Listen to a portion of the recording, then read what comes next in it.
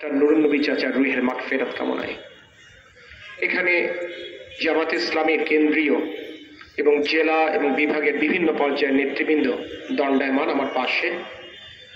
তারা সকলেই আপনাদের নেতা, ওনারা আমারও নেতা, কিন্তু তার চাইতে বড় ব্যাপার তাদের সাথে আমার সম্পর্ক ক্ষেত্র বিশেষে ছোট ভাই বড় ভাই এবং চাচা ভাতিজার সম্পর্ক।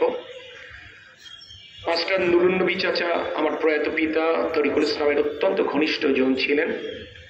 আমার বাবা যখন রাষ্ট্রীয় দায়িত্ব পালন করেছেন, তিনি যে টিম নিয়ে কাজ করতেন সেই টিমেরও একজন সক্রিয় সদস্য ছিলেন।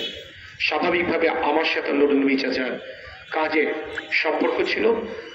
এই দীর্ঘ বাংলাদেশের মানুষকে একটি গণতান্ত্রিক বাংলাদেশ উপহার দেবার জন্য, একটি মুক্ত বাতাসে যেন 18 কোটি মানুষ শ্বাস প্রশ্বাস নিতে পারে সেটি নিশ্চিত করবার জন্য আমরা যে দীর্ঘ লড়াই করছিলাম, সে লড়াইয়ে তিনি আমাদের একজন সহযাত্রী ছিলেন।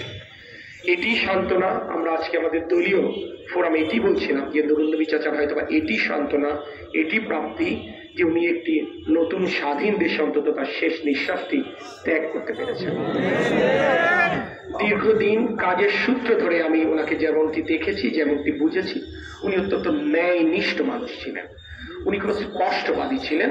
উনি যেটা বুঝতেন, যেটা বিশ্বাস করতেন, সেটা খুব স্পষ্টভাবে বলতে পারতেন। আমরা অনেকেই সেটি পারি না। কে কি মনে করলো না করলো, কে কষ্ট পেল, সেটি আমাদের বিবেচ্য বিষয় থাকে। সেক্ষেত্রে তাদের সাথে কাজ করা অনেক ক্ষেত্রে কঠিন হয়। যেহেতু নুরুন নবী চাচাকে বোঝা অনেক সহজ ছিল, তার সাথে আমরা কাজ করেও আনন্দ পেয়েছি, আমরা কমফোর্ট ফিল করেছি। আমি বাংলাদেশ জাতীয়তাবাদী দলের মাননীয় চেয়ারপারসন দেশনেত্রী বেগম খালেদা জিয়া, আমাদের ভারপ্রাপ্ত চেয়ারম্যান দেশনায়ক তারেক রহমান এবং বাংলাদেশ জাতীয়তাবাদী দলের খুলনা বিভাগ এবং যশোরের সর্বস্তরের নেতাকর্মীর পক্ষ থেকে নুরুন নবী চাচার বিধেয়ী আত্মার মাগফিরাত কামনা করি। তার শোক সন্তপ্ত পরিবারের প্রতি গভীর সমবেদনা প্রদর্শন করছি এবং তার শোকার্ত স্বজনদের প্রতি আমাদের গভীর সমবেদনা প্রকাশ করছি।